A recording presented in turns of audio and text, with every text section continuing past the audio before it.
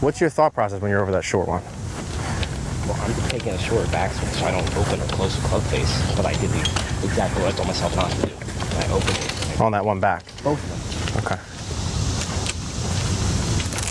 I'll watch for that. Yeah, so well, it's hard on the first one. I didn't like actually see it stroke, so I don't know if it was more of a misread thing. If you push or pull it, it hit something. I don't know what, you know what I mean. I don't know why it missed. But when it happens on a couple holes in a row, then I start to, you know, okay, don't let that become more than what it is. And like he says, thinking about stroke stuff, like, you know, what's your thought process versus making the putt versus how you make it and stuff like that. So I'll delve deeper at the next couple holes with it. What?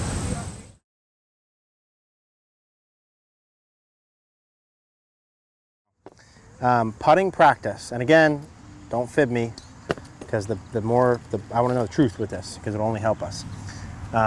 Putting practice wise, what do you do and how often are you doing it? Do it less than full swing, which is a bad idea. To do Yeah. it more than full swing.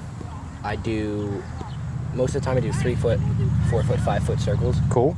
And then I will go 10 footers, try to 2-putt it, 20 footers, try to 2-putt it, 30 footers, 40 footers, and then 50 footers. Okay, cool. So I didn't hear that you do some sort of block station. No, I forgot to do. I've been forgetting to do that one. Yeah, which is okay. But we need to start to put that in as... Start off? Yeah. Okay. I think for you right now, if you're putting practice, that's got to be the one thing, like, if you're only going to do one thing, it needs to be that first. Okay. And you could skip some circles, skip some speed, stuff like that, if you're only going to do one thing. But because you need to see the ball go in the hole. Yeah. Right? I've been pretty good from like 30, 40 feet, but yesterday... Just the shorties. Well, I don't know. Yeah. It happens. I think some little mechanical piece goes off, the ball starts missing, then you start thinking it, you start controlling it, can get worse than what it gets. But you have to do a block thing all the time. Every time I see a good putt, Spieth, guys on tour, they always have a block. There's a guy taking a vitamin. So make sure you start doing this in the beginning all the time. Okay. Primarily what I want the block station to be is that you get the ball started on the line you want all the time, and then any other fundamental stuff we're going to go over. So we're going to do kind of a basic, I'm going to give you something very simple first with things you'll always have, because I have all kinds of fancy stuff, but you're not going to have those. So I think this is pretty straight uphill, maybe breaking slightly that way. You could do something like this. You could take 2 clubs, line them up towards the middle, and then I would just add tees in front. You always have 2 tees. Yeah. Straight uphill 3-foot putt, one that like you almost can't miss. Might miss a couple on these greens, but here, so I kind of put a ball like halfway, like this, that I need to putt through, and I'll put another gate, like a ball and a half. You got a little bit of width on either side, you know what I'm saying, that you got to start through. Okay. To start mechanically for us, if your path's not perfect or whatever, if you can get the ball started on the line you want every single time, then that stuff's not as relevant for this.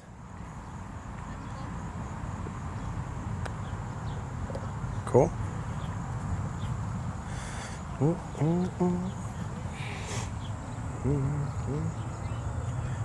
That looks cool. Cool. One more. So the one mechanical piece, I want this to go through like 3 phases. One is let's put any mechanical stuff that's in that would cause you to miss putts. 2 is speed and green reading and matching that skill-wise. Okay. And then 3 is like thought process.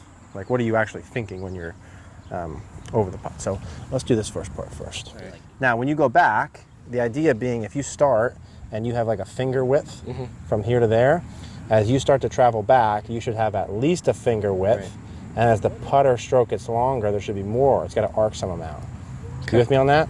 So I'm going to actually take this out. You could use a club or like one of these. So I would do one of 2 things.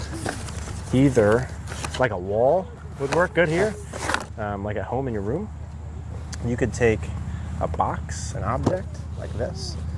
And now when you make a stroke, so just make a practice stroke with this.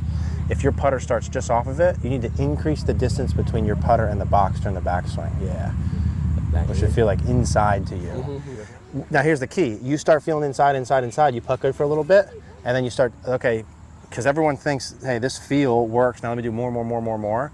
And then over time, you might start going actually inside. Okay, so the idea behind a practice station like this is that you don't overdo on either way. You don't over-exaggerate and then find middle with this. What you do is you very specifically start with it just off, and it should be just off. If it starts going way off, that's no good either. It should be just off. You see what I'm saying? Yeah, yeah. I got So that's why you need feedback all the time. You can't skip the block practice. Big. All right, let's see if we still got this lined up correctly. So we're going to start with it just off, staying just off. I don't know if I changed the angle, but let's try it. Okay, pretty good. With me, so I should have felt a little inside, but was pretty straight back.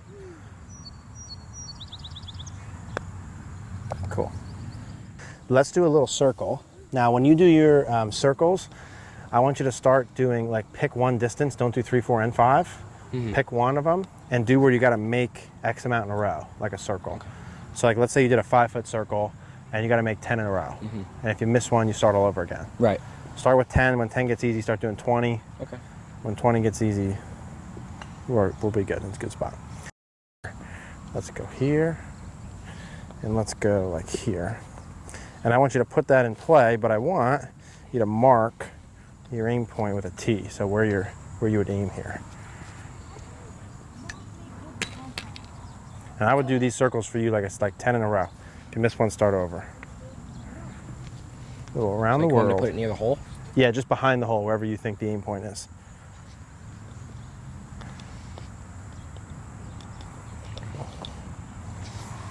And I'm going to mark what I think the aim point is. And we're going to see what kind of trends we have. Okay, so I think this putt is about right here. Okay. Let's see, let's try. Maybe you're right, maybe I'm right.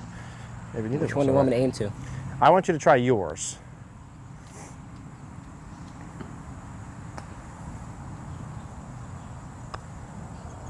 Cool, so that was mine. Yeah, it was yours. But good stroke wise. Let's do this one over here. We can do like green reading stuff where I can teach you some different ways to like actually measure it and read it. But what I want to see is if there's kind of big trends here. Okay. If you're over reading, under reading on certain sides or not. So far, no trends. Still going to mine? That's going to miss low. Going to mine? No, go to mine. Okay.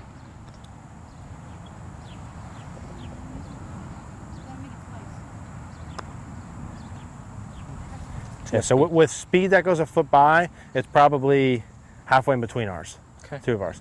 The issue here is this, a couple of things. One, when you read greens, everyone reads greens based on their tendencies.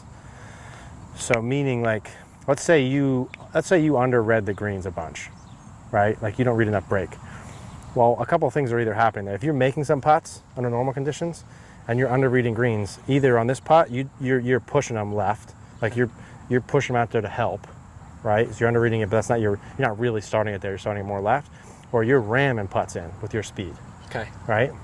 Probably the speed. Probably the speed, and you're probably not actually aiming at your spot or starting at your spot. Those are a couple options, right? If your read's off, okay. But they all play together. If you're going to change your read, the speed's got to be different. Your eye line and start line might be different, so you got to play like that. How do you train your green reading? You can do like some aim point stuff. Okay. That's probably the best way to do it. Or I would do these like some circles like this where you mark tees and see where the ball goes, but you got to be really good at observing what happens. Like let's say you hit your tee, like hit one to your tee, for instance. Let's see what happens. What kind of speed? Whatever you think's going to have a chance for it to go in. Okay. Right. So like you had to hit that. Now if you hit that putt and you were practicing, you would need to be deliberate enough to say that that ball went low because you started on the right line. You didn't pull that. The speed was okay. You tried to hit it firm on purpose. It went low because you didn't start on the right line. Okay. But if you saw that and it missed right and you were like, ugh, or you thought you pulled it or something, then it's not as effective. See what I'm saying?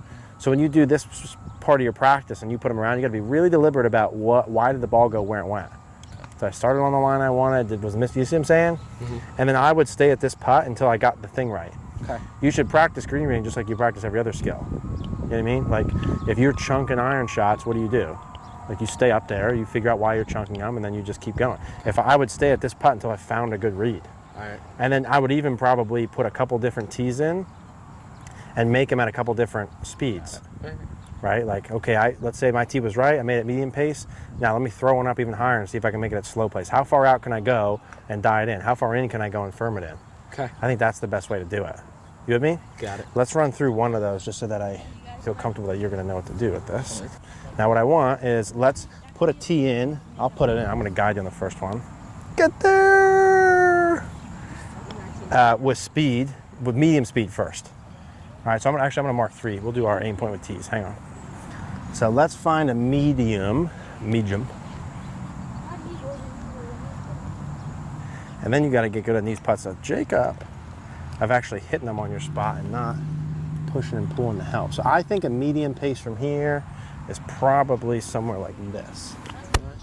Let's see if I'm right or not. Now I'm going to put a tee here to mark where the ball is. So leave that one there. Go ahead and hit that at that tee.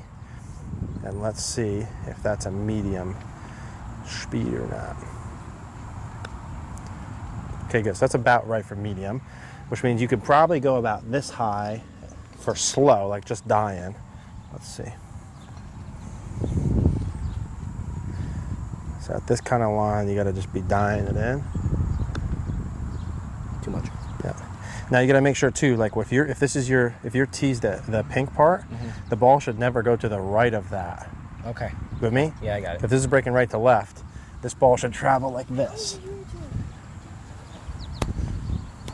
So it should start on that line. Yeah. And then as it goes, it's going to be progressively underneath that line until it goes into the hole. Okay. Got me? Got it. That one you pulled up. Okay. Pulled it to the right, meaning not pulled it upward. Now you're aiming over here. Here's your straight line. Okay. Here's where that ball's got to start. With me? Got it. That was good. Good, so that's our die-in pace there. And then probably our firm pace is like here-ish. Okay. Pink one? See, that might be a little low. Pink Yeah, one? so pink one. So your start line is like here. Okay. And this would be like a firm pace. Good. And I think that this is like as good, this is great practice. Okay. It's just deliberate, you know? Mark your medium, state your medium till you find it, and then do a slow one and then do a fast one. Okay. If you did your putting like 4 or 5 days a week, whatever, frequency-wise, did your block with that first, hit in like 50 of them, whatever, do this until maybe 3 or 4 spots, and then do one circle, make 10 in a row, that would be great short putting practice. And then you can do your speed stuff after that. Okay. With me on that? Makes sense?